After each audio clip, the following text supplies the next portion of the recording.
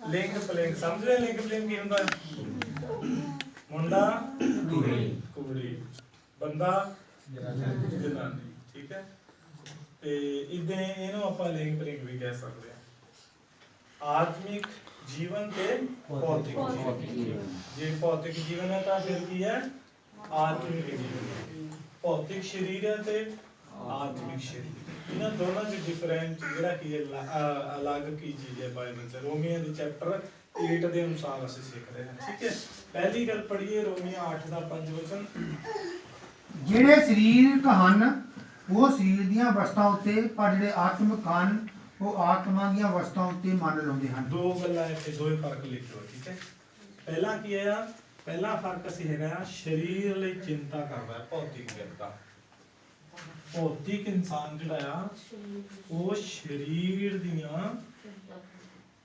ਦੀਆਂ ਗੱਲਾਂ ਲਈ ਚਿੰਤਤ ਹੈ ਅਸੀਂ ਆਪ ਵੀ ਲਿਖਣਾ ਠੀਕ ਹੈ ਗੱਲਾਂ ਲਈ ਚਿੰਤਾ ਕਰਦਾ ਹੈ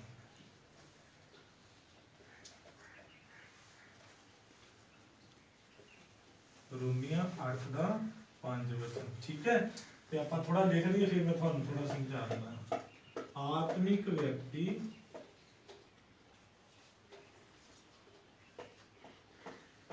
ਆਤਮਿਕ ਗੱਲਾਂ ਦੀ ਚਿੰਤਾ ਕਰਦਾ ਹੈ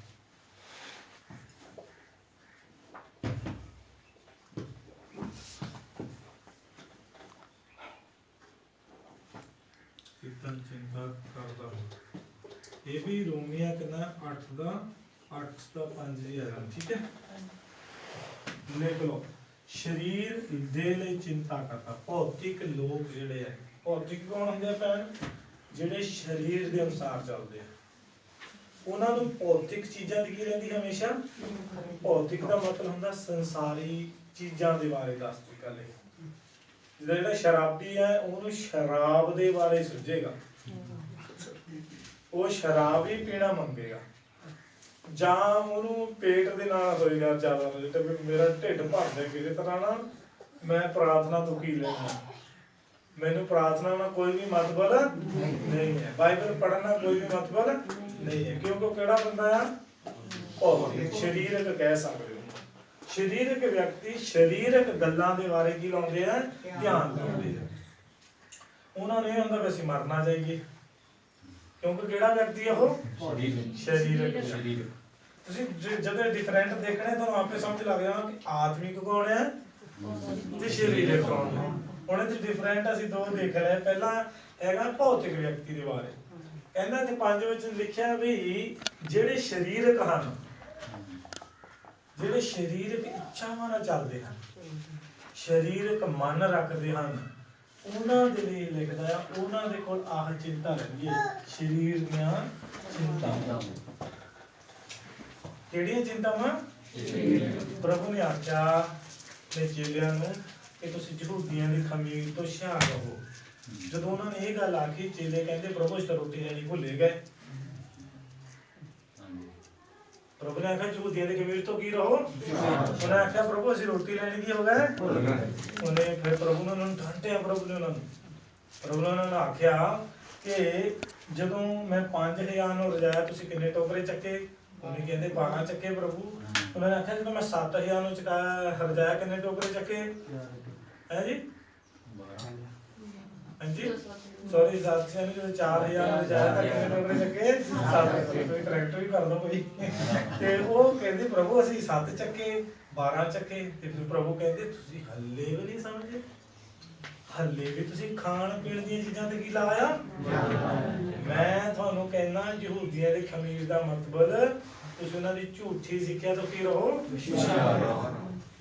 ਪਰ ਤੁਸੀਂ ਗੱਲ ਧਿਆਨ ਕਿੱਥੇ ਲਾਇਆ ਸਰੀਰ ਦੀਆਂ प्रभु के मतलब 4 प्रकार के लोग सके हमेशा हैं जी कुछ खान लई कुछ कमियां कढण लई ते कुछ चंगाई दे लई ਉਹ ਤੇ ਥੋੜੇ ਨਾਮ ਮਾਤਰ ਸੀ ਜਿਹੜੇ ਪ੍ਰਭੂ ਦੀ ਬਾਣੀ ਦੇ ਸੁਣਨ ਦੇ ਪਿਆਸੇ ਸੀ ਤੇ ਬਾਕੀ ਕਿਹੜੇ ਸੀ 3 ਪ੍ਰਕਾਰ ਦੇ ਲੋਕ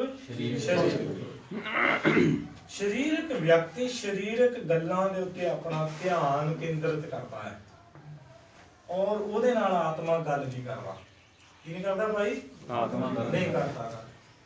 ਅਸੀਂ ਸਿੱਖ ਰਹੇ ਹਾਂ ਹੌਲੀ ਸਪਿਰਿਟ ਦੇ ਬਾਰੇ ਆ ਇਹ, ਕਿ ਪਵਿੱਤਰ ਆਤਮਾ ਨਾਲ ਭਰਿਆ ਹੋਇਆ ਵਿਅਕਤੀ, ਨਾ ਭਰੇ ਹੋਏ ਵਿਅਕਤੀ, ਦੋਨਾਂ 'ਚ ਫਰਕ ਕੀ ਹੈ?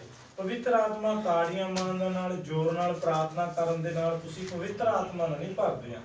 ਪਵਿੱਤਰ ਆਤਮਾ ਕਦੋਂ ਭਰਦੇ ਆ? ਜਦੋਂ ਇੱਕ ਆਤਮਿਕ ਵਿਅਕਤੀ ਆਤਮਿਕ ਗੱਲਾਂ ਉੱਤੇ ਕੀ ਲਾਉਂਦਾ ਆ?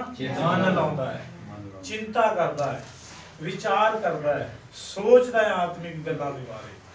ਆਤਮਿਕ ਗੱਲਾਂ ਕੀ ਹੈ ਤੇ ਭੌਤਿਕ ਚਿੰਤਾ ਕੀ ਹੈ? ਭੌਤਿਕ ਗੱਲਾਂ ਦੀ ਚਿੰਤਾ ਮਤਲਬ ਹਾਏ ਮੇਰੇ ਕਿੱਦਾਂ ਬਣੇਗਾ, ਹਾਏ ਮੈਂ ਉੱਥੇ ਜਾਵਾਂਗਾ ਕੀ ਹੋਏਗਾ, ਉੱਥੇ ਪਾਣੀ ਹੋਏਗਾ, ਉੱਥੇ ਰੋਟੀ ਹੋਏਗੀ, ਉੱਥੇ ਵਿਵਸਥਾ ਹੋਏਗੀ। ਲੇਕਿਨ ਜਿਹੜਾ ਆਤਮਿਕ ਵਿਅਕਤੀ ਆ ਉਹਨੂੰ ਨਹੀਂ, ਉੱਥੇ ਪ੍ਰਾਰਥਨਾ ਕਰਨ ਦਾ ਤਰੀਕਾ ਕਿੱਦਾਂ ਹੋਏਗਾ, ਉੱਥੇ ਆਪਾਂ ਦੁਆ ਕਿਵੇਂ ਕਰਾਂਗੇ, ਮੈਨੂੰ ਉੱਥੇ ਵਚਨ ਸੁਣਾਉਣਾ ਆ, ਮੈਨੂੰ ਗੀਤ ਗਾਉਣਾ ਆ, ਮੈਂ ਉੱਥੇ ਜਾ ਕੇ ਪ੍ਰਭੂ ਦੇ ਲਈ ਕੀ ਕਰ ਸਕਦਾ, ਉਹ ਪ੍ਰਭੂ ਦੀਆਂ ਗੱਲਾਂ ਬਾਰੇ ਕੀ ਕਰੇਗਾ? ਚਿੰਤਾ ਕਰੇਗਾ। ਲੇਕਿਨ ਭੌਤਿਕ ਛੋਲੇ ਪੋੜੀਆਂ ਹੋਣਾ, ਉੱਥੇ ਜਲੇਬੀਆਂ ਹੋਣੀਆਂ, ਉੱਥੇ ਹੈ ਆਪ ਕਿਉਂਕਿ ਉਹਦਾ ਧਿਆਨ ਕਿੱਥੇ ਆ? ਸਰੀਰ ਗੱਲਾਂ। ਲੇਕਿਨ ਇਸ ਪਰਸਨ ਦਾ ਧਿਆਨ ਕਿੱਥੇ ਆ? ਮੈਂ ਗੀਤ ਗਾਉਣਾ ਹੈ, ਉੱਥੇ ਜੇ ਗੀਤ ਵਧੀਆ ਹੋਇਆ ਮੈਂ ਲਿਖਣਾ ਵੀ ਹੈ, ਮੈਂ ਨੋਟ ਕਰਕੇ ਲਿਆਣਾ, ਕੁਝ ਸਿੱਖ ਕੇ ਆਣਾ, ਕਿਉਂਕਿ ਇਹਦਾ ਧਿਆਨ ਕੀ ਹੈ? ਪਰਮੇਸ਼ਰ ਦੇ ਨਾਲ ਲੱਗਾ ਹੈ। ਹੁਣ ਇੱਥੇ ਲਿਖਿਆ ਹੈ ਕਿ ਜਿਹੜੇ ਸਰੀਰਕ ਹਨ ਸਰੀਰ ਦੀਆਂ ਅਵਸਥਾਵਾਂ ਉੱਤੇ, ਪਰ ਜਿਹੜੇ ਆਤਮਿਕ ਹਨ ਉਹ ਆਤਮਿਕ ਅਵਸਥਾਵਾਂ ਉੱਤੇ ਮਨ ਲਾਉਂਦੇ ਹਨ। ਠੀਕ ਹੈ, ਉਦਾਹਰਣ ਵੀ ਆਪਾਂ ਦੇਖ ਲਈਏ। ਪ੍ਰਭੂ ਯਿਸੂ ਨੇ ਕੀ ਕਿਹਾ? ਮੱਤੀ ਦੀ ਅੰਜੀਲ ਮੈਥਿਊ ਉਹਦਾ 6 ਅਧਿਆਇ ਉਹਦੇ ਤੁਸੀਂ ਮੇਰੇ ਖਿਆਲ 25 ਵਚਨ ਤੋਂ ਲੈ ਕੇ ਅੱਗੇ 32 ਤੱਕ ਪੜ੍ਹ ਲੈਣਾ। ਉੱਥੇ ਕੀ ਲਿਖਿਆ ਆ? ਪ੍ਰਭੂ ਨੇ ਆਖਿਆ ਆਕਾਸ਼ ਦੇ ਪੰਛੀਆਂ ਵੱਲ ਦੇਖੋ, ਨਾ ਉਹ ਬੀਜਦੇ, ਨਾ ਉਹ ਵੱਢਦੇ, ਨਾ ਉਹ ਭੜੋਲਿਆਂ ਵਿੱਚ ਇਕੱਠਾ ਕਰਦੇ, ਪਰ ਫਿਰ ਵੀ ਮੈਂ ਉਹਨਾਂ ਨੂੰ ਕੀ ਦਿੰਦਾ ਆ? ਖਾਣ ਨਹੀਂ ਦਿੰਦਾ। ਤੁਸੀਂ ਕਿਉਂ ਚਿੰਤਾ ਕਰਦੇ ਹੋ? ਤੁਸੀਂ ਕਿਉਂ ਚਿੰਤਾ ਕਰਦੇ ਹੋ?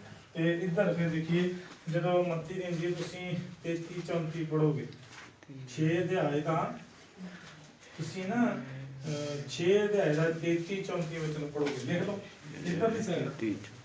ਮੈਥਿਊ ਚੈਪਟਰ ਪੜੋ ਸ਼ੋਭਾ ਜੀ, 6 ਚੈਪਟਰ ਦਾ 33 ਔਰ ਤੁਸੀਂ ਪਹਿਲਾਂ ਉਹਦੇ ਰਾਜ ਤੇ ਉਹਦੇ ਧਰਮ ਨੂੰ ਭਾਲੋ, ਤਾਂ ਤੁਹਾਨੂੰ ਇਹ ਸਾਰੀਆਂ ਬਾਤਾਂ ਵੀ ਦਿੱਤੀਆਂ ਜਾਣਗੀਆਂ। ਸੋ ਤੁਸੀਂ ਭਲਕ ਦੇ ਲਈ ਚਿੰਤਾ ਨਾ ਕਰੋ, ਭਈ ਜੋ ਭਲਕ ਆਪਣੇ ਲਈ ਆਪੇ ਚਿੰਤਾ ਕਰੇਗਾ। ਅੱਜ ਦੇ ਲਈ ਅੱਜ ਦਾ ਹੀ ਦੁੱਖ ਬੁਝਿਆ। ਦੇਖੋ ਇੱਧਰ ਪ੍ਰਭੂ ਨੇ ਕੀ ਕਿਹਾ? ਇਹਨਾਂ ਬੰਦਿਆਂ ਨੂੰ, ਸਰੀਰਕ ਬੰਦਿਆਂ ਨੂੰ, ਇਹਨਾਂ ਨੂੰ ਪ੍ਰਭੂ ਸੁਝਾਅ ਦਿੰਦਾ ਕਿ ਸਰੀਰਕ ਗੱਲਾਂ ਦੀ ਕੀ ਨਾ ਕਰੋ, ਕਿਉਂਕਿ ਪਿਤਾ ਤੁਹਾਡੀਆਂ ਜ਼ਰੂਰਤਾਂ ਪੂਰੀਆਂ ਕਰੇਗਾ। ਇੱਧਰ ਜਿਹੜੇ ਆਤਮਿਕ ਪਰਸਨ ਉਹਨੂੰ ਕੀ ਕਹਿੰਦਾ? ਇਹਨਾਂ ਨੂੰ ਕਹਿੰਦਾ ਆ ਤੁਸੀਂ ਸਰੀਰਕ ਗੱਲਾਂ ਦੀ ਚਿੰਤਾ ਨਹੀਂ ਕਰਨੀ, ਤੁਸੀਂ ਪਰਮੇਸ਼ਰ ਦਾ ਰਾਜ ਖੋਜਣਾ ਹੈ। ਕੀ ਕਰਨਾ ਹੈ? ਪਰਮੇਸ਼ਰ ਦਾ ਰਾਜ ਖੋਜਣਾ ਹੈ। ਰਾਜ, ਠੀਕ ਹੈ, ਖੋਜਣਾ। ਸੋ ਇਹ ਜਿਹੜੀ ਗੱਲ ਹੈ ਕਿਹਨਾਂ ਨੂੰ ਕਹਿੰਦਾ ਆ? ਆਤਮਿਕ ਪਰਸਨ ਜਿਹੜੇ ਹੈ ਜਿੱਥੇ ਵੀ ਜਾਂਦੇ ਆ ਉਹ ਪਰਮੇਸ਼ਰ ਦੇ ਰਾਜ ਦੀਆਂ ਗੱਲਾਂ ਦੀ ਕੀ ਕਰਦੇ ਰਹਿੰਦੇ ਆ? ਖੋਜ ਕਰਦੇ ਰਹਿੰਦੇ ਆ। ਉਹਨਾਂ ਦੇ ਕੋਲ ਖੋਜਣ ਵਾਲਾ ਮਨ ਹੁੰਦਾ ਹੈ। ਉਹਨਾਂ ਤੋਂ ਮਨ ਸੰਸਾਰਿਕ ਚੀਜ਼ਾਂ ਦੀ ਚਿੰਤਾ ਨਹੀਂ ਹੋਏਗੀ, ਖਾਣ ਪੀਣ ਦੀ ਉਹਨਾਂ ਨੂੰ ਚਿੰਤਾ ਨਹੀਂ ਹੋਏਗੀ। ਚੇਲੇ ਜਦੋਂ ਸੇਵਾ 'ਚ ਨਿਕਲੇ, ਪ੍ਰਭੂ ਨੇ ਉਹਨਾਂ ਨੂੰ ਪਹਿਲਾਂ ਆਖਿਆ ਕਿ ਨਾ ਤਾਂ ਆਪਣੇ ਕੋਲ ਬਟੂਆ ਲੈਣਾ, ਨਾ 2 ਕੁੜਤੇ ਲੈਣੇ, ਨਾ ਕੋਈ ਹੋਰ ਇਹੋ ਜਿਹੀ ਚੀਜ਼ ਲੈਣੀ ਹੈ। ਤੁਸੀਂ ਕੀ ਕਰਨਾ? ਕਿਉਂ ਪ੍ਰਭੂ ਨੇ ਉਹਨਾਂ ਨੂੰ ਇੱਦਾਂ ਭੇਜਿਆ ਸੀ?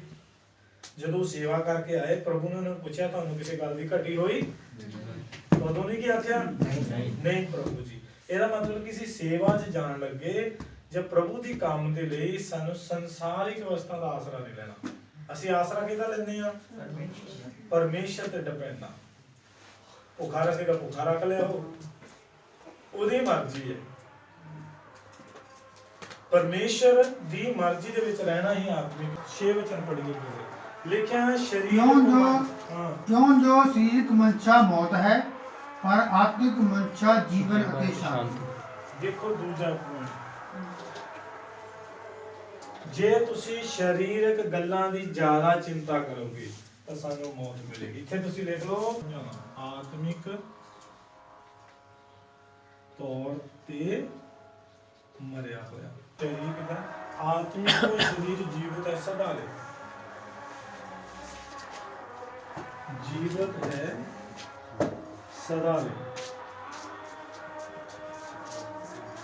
ਇਹ ਵੀ ਕਿੰਨਾ ਹੈ? ਵਚਨ 6 ਹੈ, ਠੀਕ ਹੈ। ਪ੍ਰਭੂ ਇੱਥੇ ਹੁਣ ਕੀ ਸਮਝ ਲੱਗੀ ਹੈ, ਲਿੰਗ ਪਲਿੰਗ ਹੈ, ਜਿਹੜੇ ਆਤਮਿਕ ਮਨਸ਼ਾ ਰੱਖਦੇ ਆ, ਜਿਨ੍ਹਾਂ ਕੋਲ ਆਤਮਿਕ ਮਨ ਹੈ, ਹਾਂਜੀ, ਇਹਨਾਂ ਤੋਂ ਸਰੀਰਕ ਆਤਮਿਕ ਤੌਰ ਤੇ ਮਰਿਆ। ਕਿਉਂ ਮਰਿਆ ਇਹ? ਕਿਉਂਕਿ ਇਹਨਾਂ ਨੂੰ ਕਿਹੜਾ ਮਨ ਹੈ? ਸਰੀਰਕ ਮਨ ਹੈ, ਸਰੀਰਕ ਮਨ, ਠੀਕ ਹੈ, ਇਸ ਕਰਕੇ ਮਰੇ ਹੋਇਆ।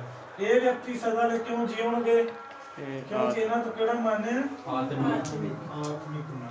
ਤੁਸੀਂ ਆਪਣੇ ਆਪ ਨੂੰ ਖੋਜ ਵੀ ਕਰਨੀ ਹੈ, ਤੁਹਾਡੇ ਕੋਲ ਮਨ ਕਿਹੜਾ ਆ? ਆਪਣੇ ਆਪ ਨੂੰ ਜਾਂਚਣਾ ਆ, ਪਰਖਣਾ ਆ। ਪਿਛਲੇ ਦਿਨਾਂ 'ਚ ਅਸੀਂ ਦੇਖਿਆ ਪਵਿੱਤਰ ਆਤਮਾ ਜਿਹ 'ਚ ਵੱਸਦਾ ਉਹਦੇ ਕੋਲ ਆਤਮਿਕ ਮਨ ਹੋ ਸਕਦਾ ਹੈ, ਆਤਮਿਕ ਪਰਸਨ, ਆਤਮਿਕ ਮਨ, ਠੀਕ ਹੈ। ਪ੍ਰਭੂ ਯਿਸੂ ਨੇ ਕੀ ਕਿਹਾ? ਜਿਹੜਾ ਮੇਰੇ ਲਈ ਆਪਣੀ ਜਾਨ ਗਵਾਏਗਾ ਉਹਨੂੰ ਕੀ ਕਰ ਲਏਗਾ? ਪ੍ਰਾਪਤ ਕਰੇਗਾ। ਜਿਹੜਾ ਮੇਰੇ ਨਾਮ ਦੇ ਖਾਤਰ ਡਰੇਗਾ ਤੇ ਆਪਣੀ ਜਾਨ ਨੂੰ ਬਚਾਉਣ ਦੀ ਕੋਸ਼ਿਸ਼ ਕਰੇਗਾ, ਉਹ ਆਪਣੀ ਜਾਨ ਨੂੰ ਕੀ ਕਰ ਲਏਗਾ? ਗਵਾ ਲਏਗਾ। ਹੁਣ ਇਹ ਦੇਖੋ, ਜਾਨ ਜਾਂਦੀ ਤਾਂ ਜਾਵੇ, ਮੇਰਾ ਕੀ ਨਾ ਜਾਵੇ? ਈਮਾਨ ਨਾ ਜਾਵੇ। ਤਾਂ ਮੈਂ ਸਦਾ ਲਈ ਕੀ ਰਹਿ ਸਕਦਾ ਹਾਂ? ਪ੍ਰਭੂ ਦੇ ਨਾਲ ਜੀਵ। ਸਮਝ ਲਏ ਕਿ ਆਤਮਿਕ ਤੌਰ ਤੇ ਭੌਤਿਕ ਸਰੀਰ ਕੀ ਹੈ? ਮਰਿਆ ਹੋਇਆ ਹੈ, ਅਤੇ ਇੱਧਰ ਕੀ ਹੈ? ਆਤਮਿਕ ਰੀਤੀ ਨਾਲ ਅਸੀਂ ਸਦਾ ਲਈ ਕੀ ਰਹਾਂਗੇ? ਜੀਵਤ ਰਹਾਂਗੇ ਪ੍ਰਭੂ ਦੇ ਨਾਲ ਅਨੰਤ ਕਾਲ ਦੇ ਲਈ। ਸੋਹਣਾ ਕਰਕੇ ਲਿਖਣਾ ਆਪਣੀ ਡਾਇਰੀ 'ਚ, ਤੁਹਾਨੂੰ ਫਰਕ ਲੱਗੇ ਕਿ ਇਹ ਫਰਕ ਦੋਨਾਂ 'ਚ ਕੀ ਫਰਕ ਹੈ, ਆਤਮਿਕ ਜੀਵਨ 'ਚ ਤੇ ਭੌਤਿਕ ਸਰੀਰ। ਜੀ ਸਾਈਡ ਲਿਖ ਲਓ, ਪਰਮੇਸ਼ਰ ਦੇ ਨਾਲ ਮੇਲ ਹੈ। ਸਾਰਾ ਮਨ ਹੈ ਸਰੀਰਕ ਮਨਸ਼ਾ ਵਾਲੇ ਆਣਾ ਹੈ ਸਾਰਾ ਜੀਵਨ। ਲੇਕਿਨ ਇਹਦੇ ਵਿੱਚ ਕੀ ਹੈ? ਜਦੋਂ ਇੱਕ ਵਿਅਕਤੀ ਸਾਰਾ ਸਰੀਰਕ ਭੌਤਿਕ ਚੀਜ਼ਾਂ ਦੇ ਬਾਰੇ ਚਿੰਤਾ ਕਰਦਾ ਆ, ਉਹਦਾ ਮਤਲਬ ਹੈ ਉਹ ਪਰਮੇਸ਼ਰ ਦਾ ਕੀ ਹੈ? ਬੈਰੀ। ਵਧੀਆ ਭਰਾ ਜੀ, ਕੀ ਹੈ ਪਰਮੇਸ਼ਰ ਦਾ? ਬੈਰੀ। ਤੁਹਾਨੂੰ ਕਿਸ ਗੱਲ ਦੀ ਚਿੰਤਾ ਹੈ? ਜਦੋਂ ਤੁਸੀਂ ਇਹ ਚਿੰਤਾ ਕਰਦੇ ਹੋ ਤਾਂ ਤੁਸੀਂ ਪਰਮੇਸ਼ਰ ਨਾਲ ਬੈਰ ਰੱਖਦੇ ਹੋ, ਤੁਹਾਨੂੰ ਪਰਮੇਸ਼ਰ ਤੇ ਭਰੋਸਾ ਨਹੀਂ ਹੈਗਾ। ਤੁਹਾਨੂੰ ਪਰਮੇਸ਼ਰ ਤੇ ਹੈਗਾ ਭਰੋਸਾ ਨਹੀਂ। ਜੇ ਭਰੋਸਾ ਨਹੀਂ ਹੈਗਾ ਤੁਸੀਂ ਉਹਦੇ ਮਿੱਤਰ ਨਹੀਂ ਹੋ ਸਕਦੇ। ਜੇ ਤੁਸੀਂ ਉਹਦੇ ਮਿੱਤਰ ਨਹੀਂ ਹੋ ਸਕਦੇ ਫਿਰ ਦੂਜਾ ਪਰਸਨ ਦਾ ਬਣੇਗੇ ਮਿੱਤਰ, ਤਾਂ ਦੂਜਾ ਕੀ ਬਣ ਜਾਂਦਾ ਹੈ? ਦੁਸ਼ਮਣ। ਤੇ ਹੁਣ ਇਹ ਮਿੱਤਰ ਕਿੱਦਾਂ, ਅਸੀਂ ਕਿੱਦਾਂ ਪਰਮੇਸ਼ਰ ਦੇ ਮਿੱਤਰ, ਕਿੱਦਾਂ ਸਾਡਾ ਮੇਲ ਜਿਹੜਾ ਪਰਮੇਸ਼ਰ ਦੇ ਨਾਲ ਹੈ? ਕਿਉਂਕਿ ਅਸੀਂ ਜੇ ਆਤਮਿਕ ਹੈ ਤਾਂ ਅਸੀਂ ਆਪਣੀ ਸਾਰੀ ਚਿੰਤਾ ਕਿਹਦੇ ਉੱਤੇ ਛੱਡਦੇ ਹਾਂ? ਪਰਮੇਸ਼ਰ ਦੇ। ਤੇ ਜਦੋਂ ਤੁਸੀਂ ਪਰਮੇਸ਼ਰ ਤੇ ਚਿੰਤਾ ਆਪਣੀ ਸਾਰੀ ਛੱਡਦੇ ਆ ਤੇ ਇਹਦਾ ਮਤਲਬ ਤੁਸੀਂ ਪਰਮੇਸ਼ਰ ਤੇ ਡਿਪੈਂਡ ਹੋ, ਤੁਸੀਂ ਪਰਮੇਸ਼ਰ ਤੇ ਭਰੋਸਾ ਕਰਦੇ ਹੋ। ਤੇ ਤੁਸੀਂ ਪਰਮੇਸ਼ਰ ਤੇ ਭਰੋਸਾ ਕਰਦੇ ਹੋ ਤਾਂ ਤੁਸੀਂ ਪਰਮੇਸ਼ਰ ਦੇ ਨਾਲ ਮੇਲ ਰੱਖਦੇ ਹੋ। ਕੀ ਰੱਖਦੇ ਹੋ? ਯਾਕੂਬ ਦੀ ਕਿਤਾਬ 4:4। ਇਹ ਵੀ ਵਿਚਾਰੋ ਕੀ ਤੁਹਾਨੂੰ ਮਾਲੂਮ ਨਹੀਂ ਭਾਈ ਸੰਸਾਰ ਦਾ ਮਿੱਤਰਚਾਰਾ ਪਰਮੇਸ਼ਰ ਦਾ ਵੈਰ ਹੈ। ਭੌਤਿਕ ਜੀਵਨ ਜੀਣ ਵਾਲਾ ਵਿਅਕਤੀ, ਭੌਤਿਕ ਗੱਲਾਂ ਤੇ ਧਿਆਨ ਲਾਉਣ ਵਾਲਾ ਵਿਅਕਤੀ, ਉਹ ਕੀ ਹੈ? ਸਰੀਰਕ ਮਨਸ਼ਾਵਾਂ ਦੇ ਨਾਲ ਅਸੀਂ ਜਦੋਂ ਆਪਣੀ ਜ਼ਿੰਦਗੀ ਜੀਣਾ ਚਾਹੁੰਦੇ ਆ, ਇੱਥੇ ਲਿਖਿਆ ਕਹਿੰਦਾ ਜੋ ਸੰਸਾਰ ਦਾ ਮਿੱਤਰਤਾ, ਮਤਲਬ ਭੌਤਿਕਤਾ ਦੇ ਨਾਲ ਜੇ ਤੁਸੀਂ ਭੌਤਿਕਤਾ ਨੂੰ ਪਸੰਦ ਕਰਦੇ ਹੋ, ਭੌਤਿਕ ਗੱਲਾਂ ਉੱਤੇ ਧਿਆਨ ਨਾ ਦਿਓ, ਸਰੀਰਕ ਮਨਸ਼ਾ ਤੁਸੀਂ ਰੱਖਦੇ ਹੋ, ਤਾਂ ਤੁਸੀਂ ਪਰਮੇਸ਼ਰ ਦੇ ਕੀ ਆ? ਫਿਰ ਬੜੇ ਭਾਜੀ ਕੀ ਲਿਖਿਆ? ਇਹ ਵੀ ਵਿਚਾਰ ਨੂੰ ਦਾ ਮਤਲਬ ਕੀ ਹੁੰਦਾ ਹੈ? ਪਰਮੇਸ਼ਰ ਨੂੰ ਛੱਡ ਕੇ ਭੌਤਿਕ ਚੀਜ਼ਾਂ ਤੇ ਡਿਪੈਂਡ ਰਹਿੰਦੇ ਤੁਸੀਂ, ਪਰਮੇਸ਼ਰ ਨੂੰ ਛੱਡ ਕੇ ਭੌਤਿਕ ਸੰਸਾਰ ਨਾਲ ਮੁਹੱਬਤ ਕਰਦੇ ਹੋ।